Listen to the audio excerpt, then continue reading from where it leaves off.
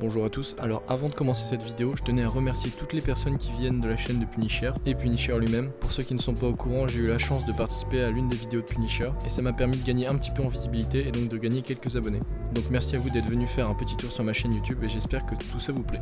Bref, alors je me suis posé la question, y a-t-il un âge? Non au sens légal, mais plus au sens moral sur YouTube. C'est-à-dire un âge à partir duquel nous ne sommes plus jugés pour notre âge, mais plus pour notre contenu. Il est vrai que beaucoup de personnes se lancent sur YouTube, inspirées par le plus grand, comme moi, comme vous sans doute, et une grande majorité est très jeune. Donc j'aimerais aborder les points positifs ainsi que les points négatifs au lancement sur YouTube lorsque nous sommes plus jeunes. Alors tout d'abord, qu'est-ce qu'être jeune sur YouTube? C'est une question assez compliquée. À vrai dire, je ne pense pas que ce soit tellement une question d'âge. J'ai pu poser la question à plusieurs personnes en leur demandant à partir de quel âge nous n'étions plus kikou, et l'âge qui est revenu est considéré entre 13 et 15 ans. Cependant, je pense qu'il s'agit plus d'un problème de maturité que d'un problème d'âge. Malheureusement, la maturité arrive souvent avec l'âge. Cependant, s'il y a des adultes qui n'ont toujours pas la majorité, d'autres l'ont bien assez tôt. C'est par exemple le cas de Nizei, que vous devez sans doute connaître. Dernièrement, il a réalisé une vidéo sur la déforestation, bien qu'incomplète, elle reste d'une maturité exemplaire. Donc je vous conseille d'aller la voir alors qu'il est encore très jeune.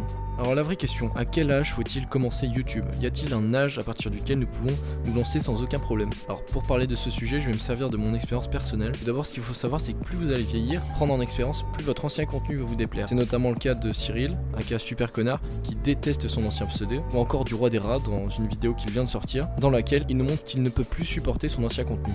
Alors que je suis sûr qu'à l'époque, lorsqu'il a sorti sa vidéo, il devait la trouver géniale. Voici un exemple personnel. Donc ça va être une main sur Arcaden avec la MP7 en or. Donc j'ai silencieux. Alors oui, c'est totalement nul, avec le recul ça l'est encore plus, mais quelque part je ne regrette absolument pas d'avoir fait cette vidéo, car ça m'a permis de gagner en expérience sur la plateforme, mais également en montage, en aisance à l'oral. J'ai également appris à passer au-delà des avis haineux, parce que oui, vous alliez être confronté assez souvent. Pour se lancer, je pense qu'il faut rester dans la légalité. Attendez l'âge légal, c'est-à-dire 13 ans. Cependant, rien ne vous empêche de produire des vidéos sans les uploads sur YouTube. Moi, des années avant de commencer YouTube, je montais déjà des vidéos pour m'amuser et pour mon simple plaisir. Conseil de préparer votre aventure en étant raisonnable. YouTube doit rester un plaisir et une passion. Cela fait bientôt 10 ans que je monte des vidéos, dû posséder des dizaines de chaînes avec des contenus tous plus variés que les uns que les autres, car mes passions sur YouTube évoluent. Et donc mes vidéos ont été amenées à évoluer également. Maintenant, j'aimerais adresser un message à tous ceux qui se sont lancés récemment sur YouTube, qui hésitent à le faire actuellement. Tout d'abord, ne vous forcez pas à faire des vidéos, ne faites pas ça pour être régulier ou parce que tout le monde le fait. Si vous tentez l'expérience, ne tenez pas compte des avis haineux, soit sur votre âge, votre voix, votre contenu. Inspirez-vous des commentaires positifs pour grandir sur la plateforme. Les avis constructifs, même s'ils sont rares, prenez-en compte. Alors oui, YouTube va vous prendre du temps, beaucoup de temps.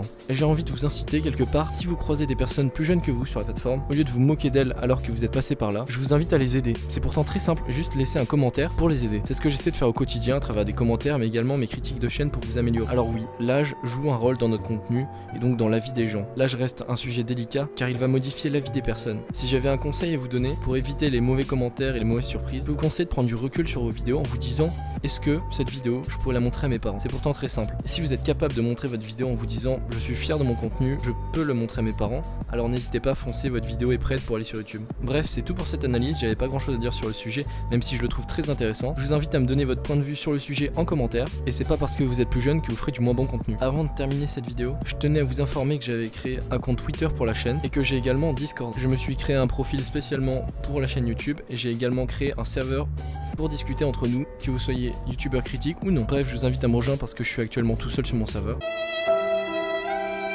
Je vous remercie d'avoir regardé cette vidéo jusqu'à maintenant et je vous dis à très bientôt pour une prochaine vidéo. Ciao.